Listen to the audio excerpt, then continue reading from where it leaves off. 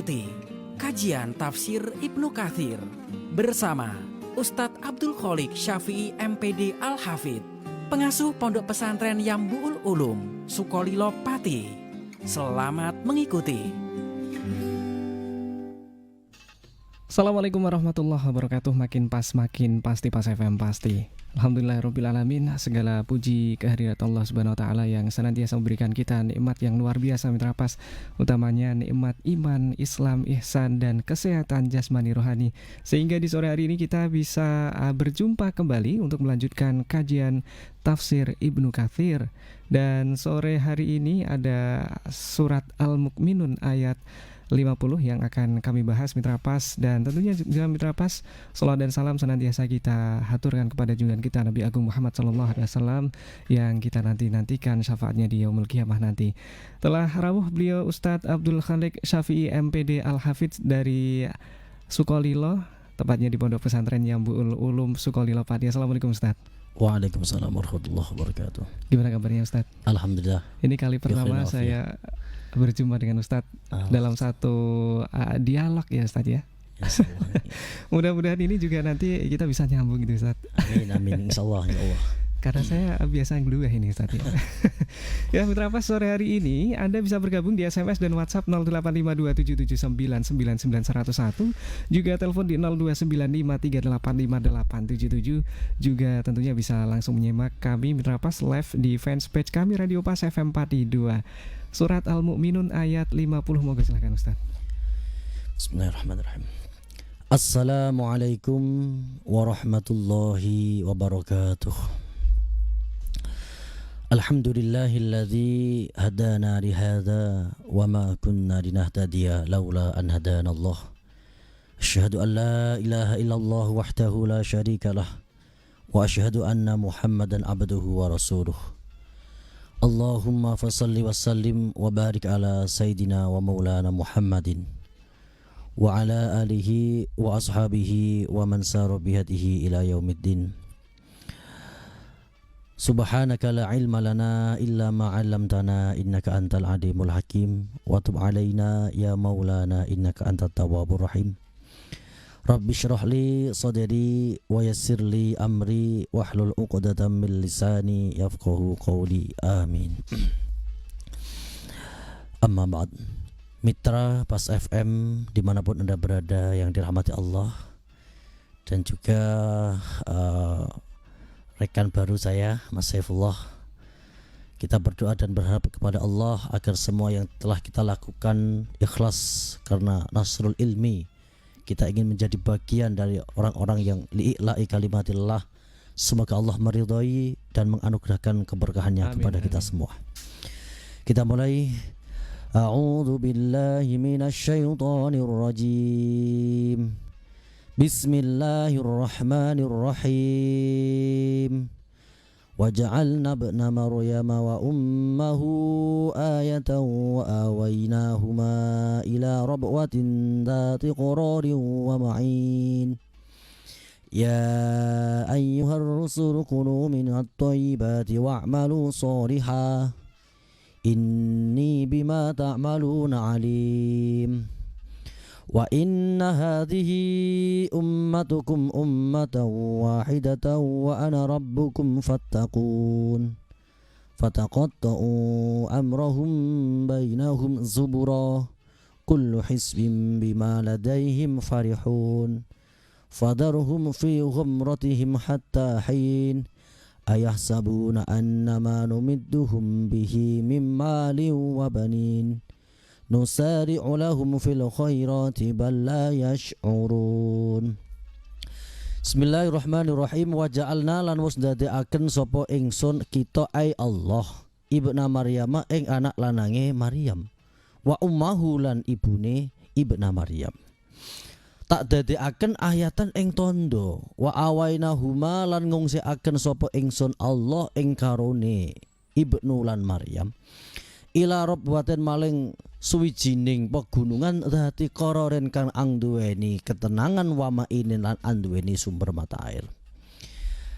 Dalam ayat ini Allah Subhanahu wa taala menceritakan tentang Nabi Isa dan ibunya yaitu Maria, atau dalam kubu sebelah menyebut dengan Yesus dan Bunda Maria. Sebenarnya keduanya ini adalah ayat tanda dari Allah bahwa innama amruhu idza arada syai'an ayyakula lahu kun fayakun. Ketika orang-orang mempertanyakan, dan bahkan orang Yahudi itu adalah golongan yang sangat ekstrim. Yahudi itu kan ada 16 klan. Yang paling memusuhi Isa itu dari klan Yahuda. Itu kakak tertua dari Nabi Yusuf lah. Nah, sedangkan Isa dari Maryam dari Imran ini dari klan Lewi yang melewati kurun Nabi Musa dan Nabi Harun. Beliau dicaci maki ibunya. Orang Yahudi mengatakan Isa itu anak zina. Sedangkan orang Nasrani, pengikut Isa yang kemudian dikaburkan oleh sosok Paulus, menganggap dia adalah bagian dari ketuhanan. Tentu ini sangat kontradiktif. Nah, dalam perspektif Islam, Nabi Isa dan Maryam ini adalah kedua-duanya hambanya Allah, yang mereka digambarkan Al-Quran kana yakulani to'am. Mereka itu juga mengonsumsi makanan, mereka tidur, mereka juga manusia artinya. Maka kita harus bersyukur dengan sholawat ya.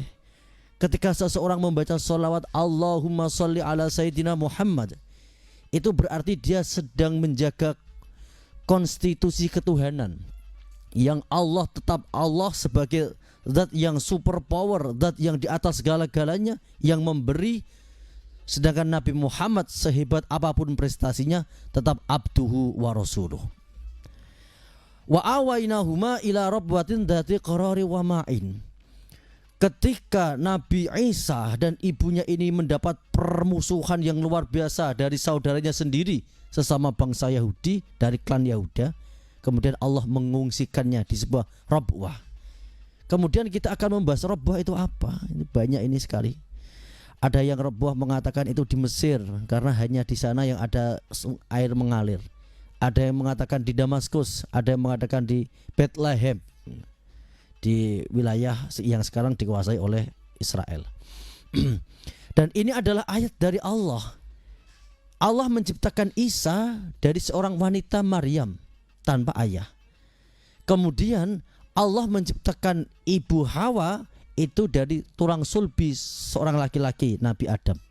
Lah kemudian Allah menciptakan Nabi Adam tanpa ya.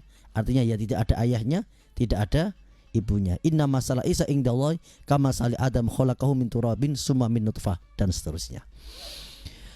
Ya ayyuhar rusulu, ini kalau di mana nih nanti kesempatan ini. Ya ayyuhar rusulu kulu minat thayyibati wa'malu shalihah. Allah memerintahkan kepada ar-rusul. Nah, ini juga ada yang mengatakan al-ibrah bi'umumi lafdi. Artinya ketika menyebutkan nama Rasul, berarti ini juga siapa saja yang berperilaku baik. Kulu minat thayyibat, artinya juga khitabnya juga kita. Makanlah makanan yang baik. Wa'malu shalihah. Kenapa dengan makanan? Karena orang itu tidak mampu bertahan tanpa adanya makan. Orang bisa bertahan tanpa ada kekuasaan. Orang bisa bertahan tanpa materi, tapi orang tidak akan mampu bertahan tanpa makanan. Maka dari makanan ini, dari sektor kebutuhan makanan menunjukkan bahwa kita ya tetap manusia sehebat apapun kita, dan Allah adalah zat yang mencukupi segala kebutuhan kita termasuk makanan. Kulu minat thayyibat. Innallah, dalam hadis di sini, innallaha thayyib la yaqbalu illa thayyib. Allah itu zat yang baik, zat yang indah, maka tidak menerima kecuali yang thayyib saja. Ya, makan yang baik.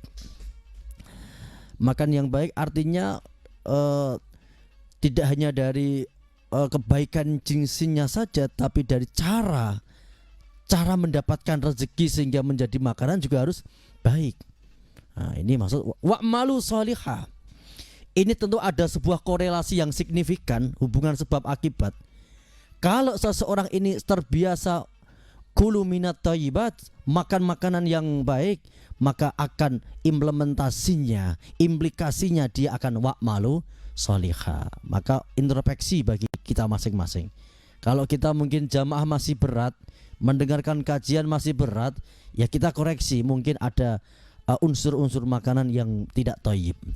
Inni bima ta'maluna alim. Allah ini sangat mengetahui tentang apapun yang kita lakukan. Wa inna hadhihi ummatukum ummatan wahidah wa ana rabbukum fattaqun. Artinya agama para rasul itu wahid, agama satu, agama tauhid. Sejak dari Nabi Adam sampai Nabi Idris, Nabi Nuh dan sampai Nabi akhir zaman itu wahid, agama yang satu. Kemudian menjadi terpecah belah itu karena kesalahan berpikir para manusia. Sebagaimana dalam ayat lalu kita pelajari tentang sejarah umat Nabi Nuh. Ia adalah umat yang pertama kali menyembah berhala. Ia mempunyai anggapan adanya petir, adanya kilat itu adalah tanda murka dari dewa-dewa. Sebagaimana diceritakan Ibnu Khaldun dalam tafsirnya, dalam sirahnya. Akhirnya ia membuat sebuah patung-patung yang mempunyai anggapan bisa menolak. Dan di kemudian hari memang benar-benar i'tiqadnya meyakini itu adalah Tuhan. Nah, ini maka di sini dijelaskan wa inna hadhihi ummatukum ummatan wahidah. Maka dalam perspektif ini ada dua kafir pembahasan kita.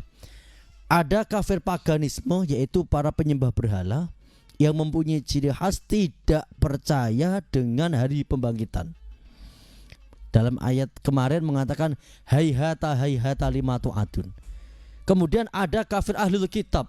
Kafir ahlul kitab itu Yahudi dan Nasrani ya.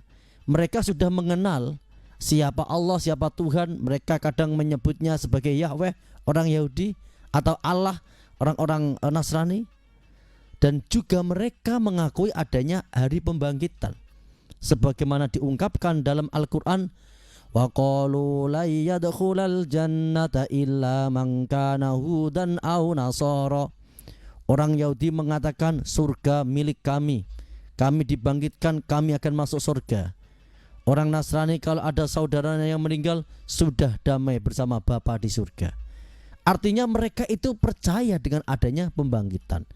Yang menjadi masalah mereka klaim itu hanya milik mereka. Nah, itu tentu salah besar.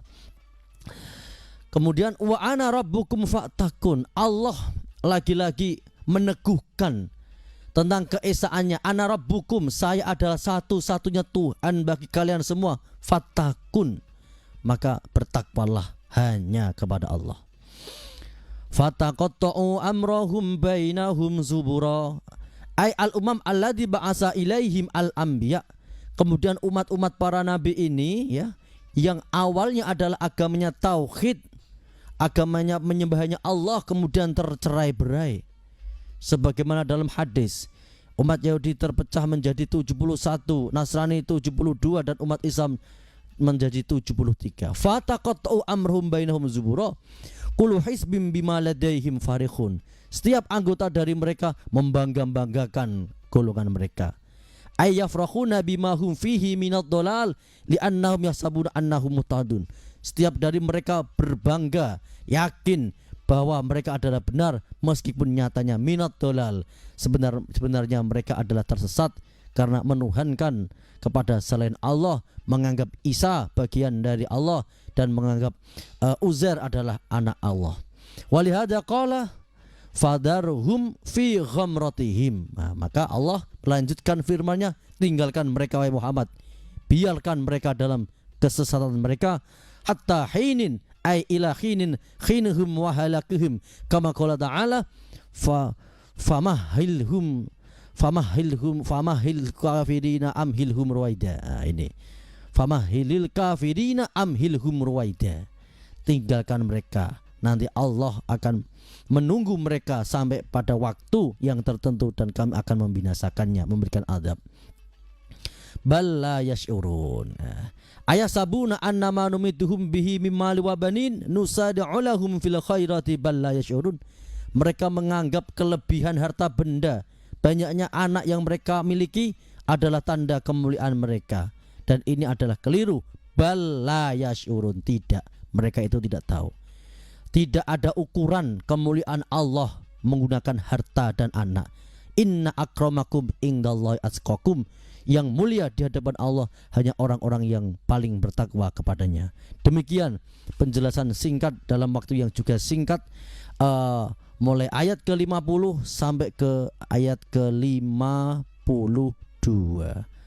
Mulai ayat 50 sampai 52. Selanjutnya 56 ya. Mulai ayat 50 sampai 56. Selanjutnya kita lanjutkan session dialog interaktif. Monggo. Iya, Mitra Pas, monggo silakan untuk Anda yang berkenan untuk hadir di SMS maupun WhatsApp 085277999901 juga telepon di 0295385877. Nah, ini dalam mengkaji Al-Qur'an tentu juga sangat menarik karena ini juga kitab suci kita bersama. Dan Mitra Pas yang dirahmati Allah yang sudah bergabung di WhatsApp di sore hari ini ada beberapa penanya yang sudah masuk, Ustadz. Nampaknya juga cukup ramai di sore hari ini karena kita membicarakan tentang makanan yang halal dan juga baik. Dari Pak Sin, Assalamualaikum Ustadz. Di zaman sekarang ini halal haram sangat tipis pembatasnya. Nah, bagaimana tipsnya nih agar bisa terjaga dari hal-hal yang diharamkan? Lebih-lebih soal rizki untuk keluarga. Matur nuwun, karena juga saya sering ragu dengan rezeki saya. Iya. Ini ada hadis tentang ini bahwa Nabi Isa itu makan dengan ini. Karena Isa bin Maryam yakulu min ghazali ummihi. Sekelas Nabi Isa itu makan dari hasil tenunan ibunya. Jadi Maryam itu menenun, dijual, kemudian digunakan untuk memberi makan anaknya. Kemudian dari hadis sahih, wa ma min nabin illa ra'al ghanam. Tidaklah dari seorang nabi kecuali ia pernah menjadi seorang penggembala. Artinya apa? Begitu ngati-ngatinya ya. Benar-benar ia makan dari rezeki yang hasil jerih payahnya. Nah, jadi tipnya itu. Kita membiasakan memakan sesuatu, memberikan nafkah kepada keluarga kita dari minkas biyadihi, dari jerih payah tangannya sendiri. Insya Allah dengan demikian kita akan terhindar dari hal-hal subhat. Terima kasih. Walaupun itu serabutan, Ustadz. Iya, tidak apa-apa. Berkah insya Allah. Nah, itu susahnya ini. Kadang juga menjadi omongan, wah sudah punya anak istri kok masih serabutan seperti itu, Ustadz. Nah, ini yang menjaga gengsi ini loh, Ustadz. Ya. Kalau menurut pandangan tafsir, menurut pandangan panjenengan bagaimana, Ustadz sih? Ya, kita tahu lah. Sekelas Nabi Isa saja tidak malu makan dari tenunan ibunya. Nabi Muhammad mengatakan semua nabi pasti pernah bekerja mendapat upah dan memakannya dari rezeki pocokan upah tersebut. Jadi kita harus menjauhkan diri dari gengsi. Karena sebenarnya orang yang dengan gengsi yang besar itu adalah orang yang terdikte oleh sesuatu. Dan orang yang terdikte oleh sesuatu pasti orang yang sulit berbahagia. Kuncinya di situ, jangan sampai terdikte sesuatu karena sulit bahagia, Ustadz ya. Ya, dan untuk Anda Mitra Pas yang juga sudah bergabung, ini juga masih membicarakan tentang rezeki begitu, Ustadz.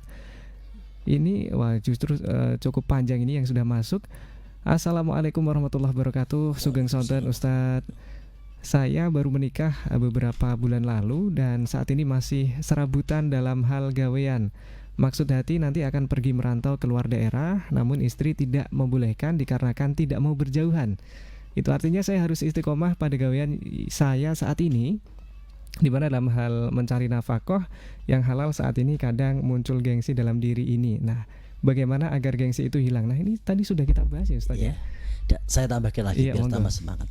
Jadi salah satu kunci bahagia, Rasulullah itu pernah menyampaikan tips bahagia. Gimana, yaitu Ustaz? Satu, istri yang solihah. Wah, ini. Yang kedua adalah bekerja di daerahnya sendiri. Jadi meskipun kita ini bekerja serabutan, tetapi kita tenang dengan adanya istri, dengan adanya keluarga. Kadang-kadang kita itu sering terdikte oleh sesuatu.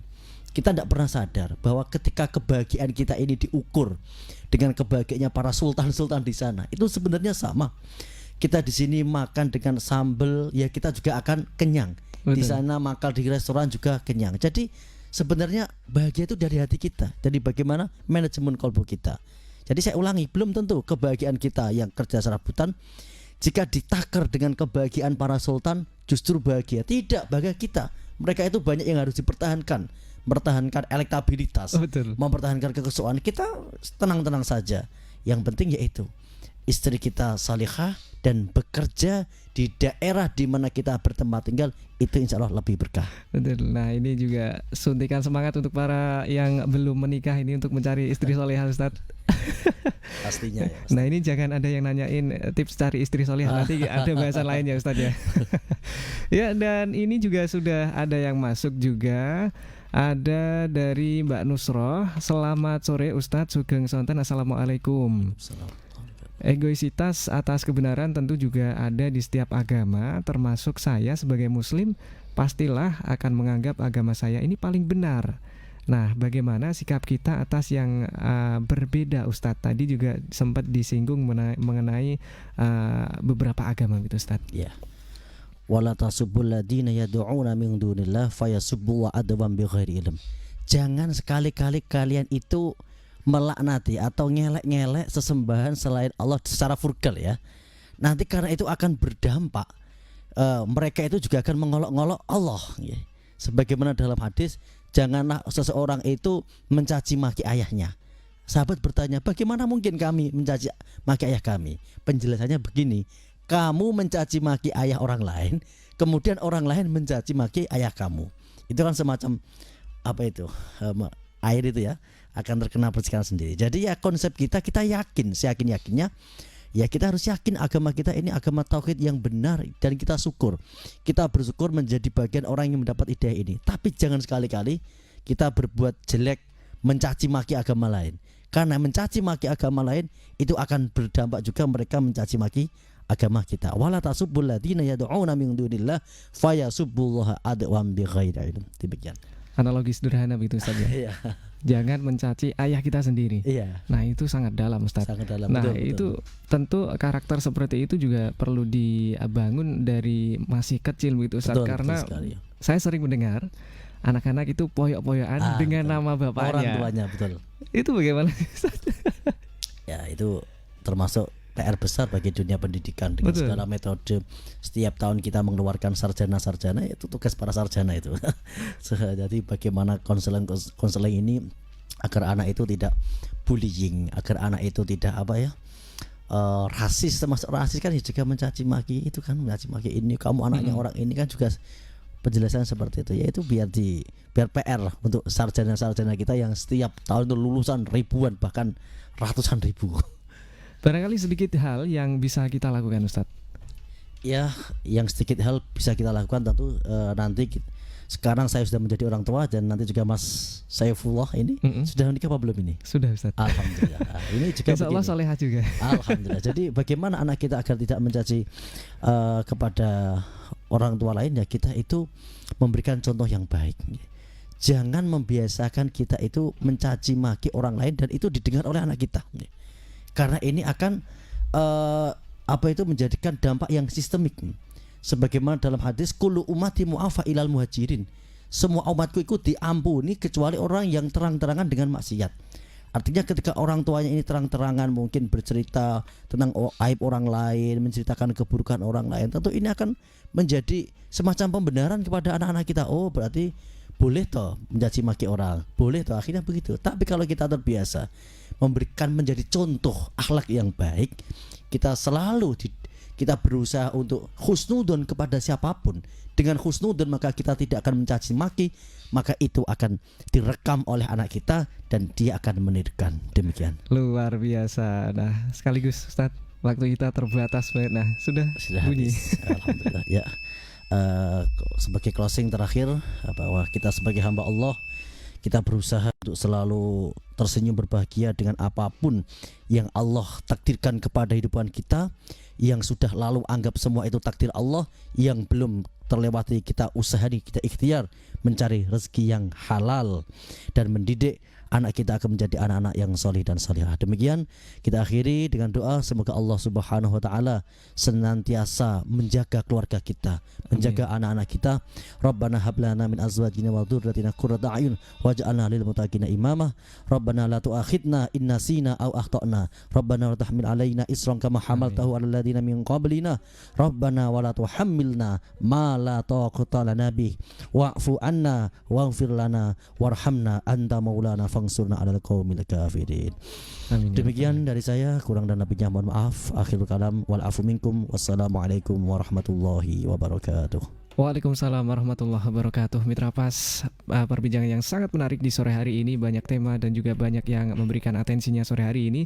Namun juga harus berakhir Mitra Pas karena ada satu kewajiban menjalankan sholat maghrib yang harus kita lakukan. Dan akhirnya Ovi beserta seluruh kerabat kerja yang bertugas di sore hari pamit undur diri. Selamat menjalankan ibadah sholat maghrib. Informasi Pas FM Pasti. Wassalamualaikum warahmatullahi wabarakatuh.